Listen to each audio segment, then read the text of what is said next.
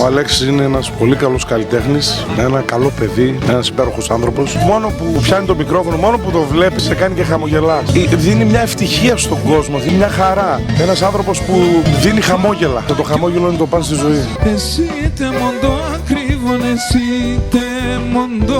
Ξέρω από μωρό παιδί, τον ακούω από μωρό παιδί, είναι ένας υπέροχος άνθρωπος, σιχάρα. Λέει και επίσης ωραία ανέκδοτα, παίζει ωραίο θέατρο ή απλά τα έχει όλα.